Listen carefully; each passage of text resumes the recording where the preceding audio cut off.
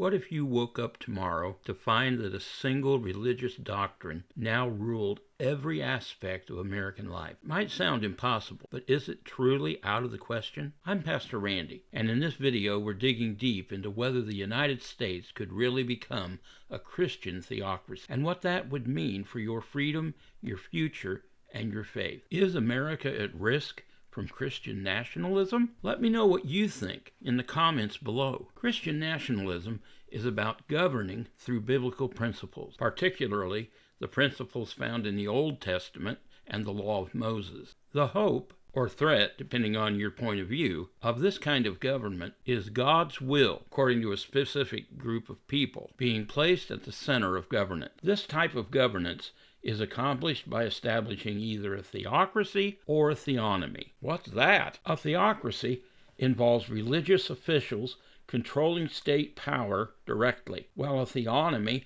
focuses on shaping civil laws according to biblical teachings, often without formal rule by clergy. Pastor Randy for Supreme Leader! Not. There are a few theocracies in power in the world today. The first one we'll consider is Iran. After the 1979 Islamic Revolution, Iran became an Islamic republic guided by Shia clerics. Why is it a theocracy? The supreme leader, a high-ranking cleric, exercises ultimate authority, and government decisions must align with religious principles. Iran's legal code is based on Sharia, Islamic law, akin to a theonomy in the sense that law is viewed as deriving from divine revelation. The word Sharia means the way or the path. Did you know that? Let me know in the comments below. As a Christian and a pastor, I find that very interesting because Jesus said, "I am the way and the truth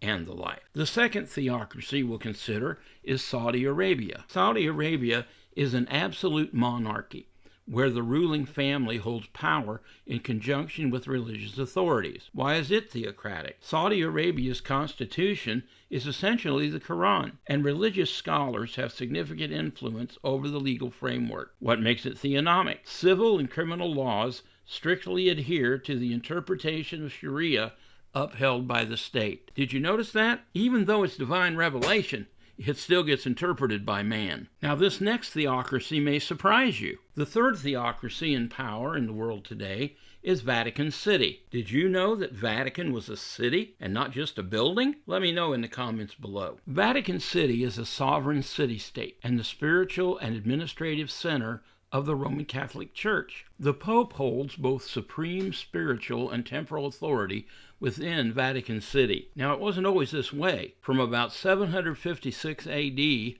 until 1870, the Roman Catholic Church also had political authority, which was territory in central Italy.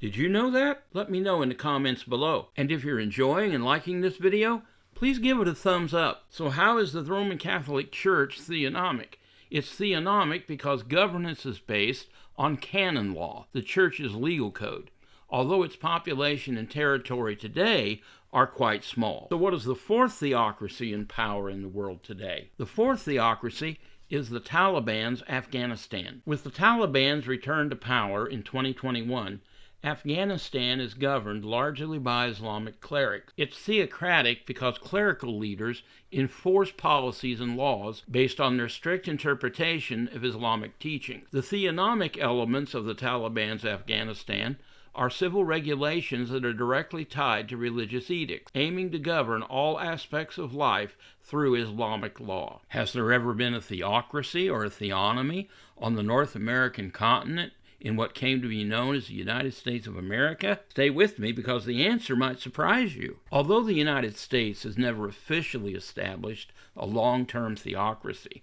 in the formal sense of having clergy rule as supreme civil authorities, there were notable colonial and early territorial experiments where civil governance was strongly intertwined with religious doctrine. Did you know that? Let me know in the comments below. And don't forget to like the video. The first examples of experiments in theocracy on the North American continent were the Puritan colonies in New England in the 1600s. First was the Massachusetts Bay Colony. Founded in 1630 by Puritans seeking to create a city upon a hill, this colony required church membership for voting and leadership roles. The biblical principles informed many civil laws and moral offenses, for example, blasphemy or Sabbath breaking.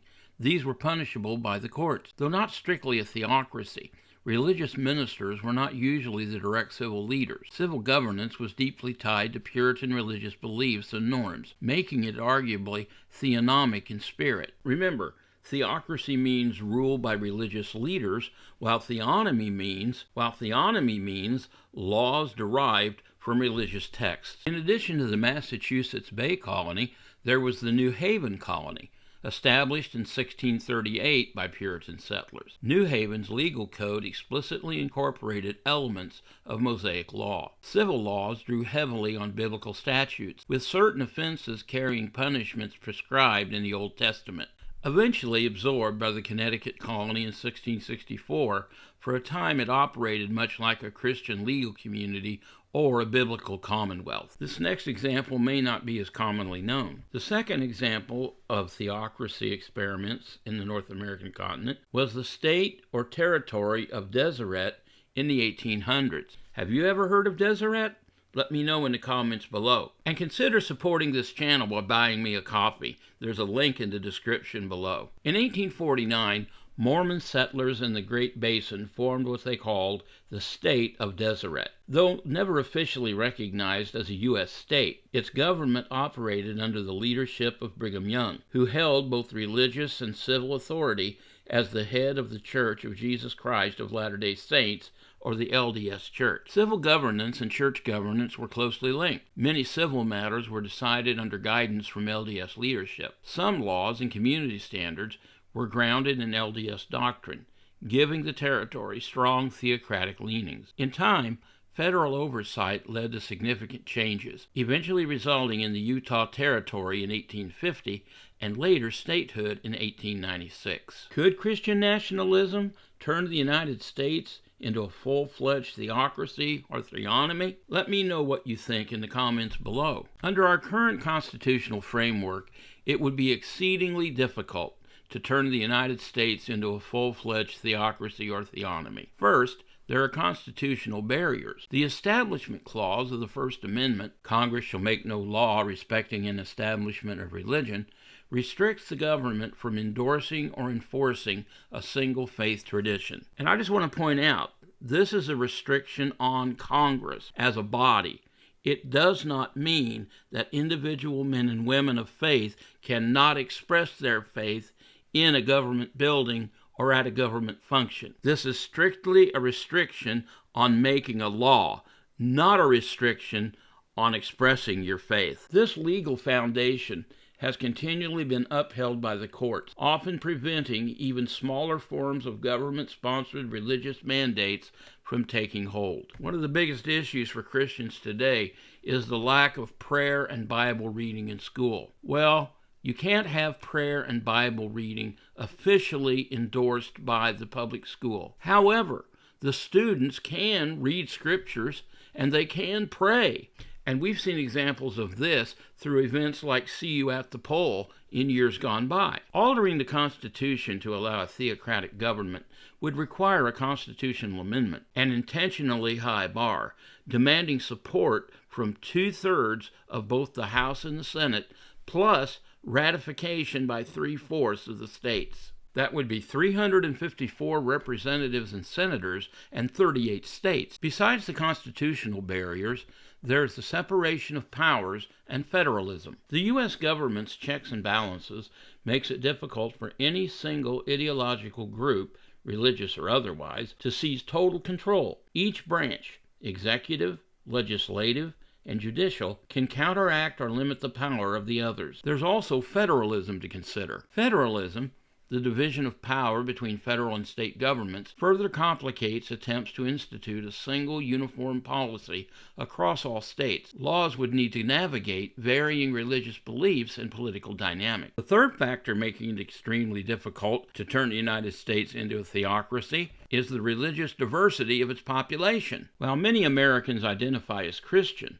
the nation is growing more religiously diverse, including those who claim no religious affiliation. This diversity makes broad-based support for a rigidly religious government far less likely. Historically, efforts to impose sweeping religious strictures in pluralistic societies tends to provoke strong political and legal pushback, both from religious minorities and from Christian groups who interpret Scripture or doctrine differently. For example, when Jesus stood before the Roman governor, he asked him, "Are you a king?" And Jesus replied, "My kingdom is not of this world. If my kingdom were of this world, then would my servants fight that I would not be delivered to the Jews. But now my kingdom is from another place." The fourth barrier to America becoming a theocracy is the cultural and political realities. Even politicians who appeal to Christian values must still work within the broader electorate, which includes those of varying faiths and none. Appeals to explicitly Christian governance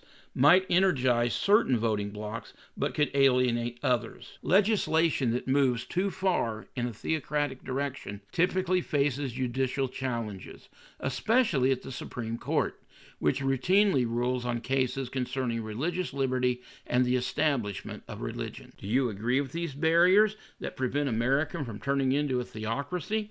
Let me know in the comments below, and give a like to the video if you're enjoying it. While conservative Christians can and do advocate for policies informed by their faith, fully enshrining religious law into the U.S. legal system is highly unlikely without a major shift in both American legal principles and political culture. The constitutional safeguards, checks and balances, and religious diversity of all serve as significant barriers to instituting a theocracy or theonomy in the United States. So there is no danger of America becoming a theocracy anytime soon.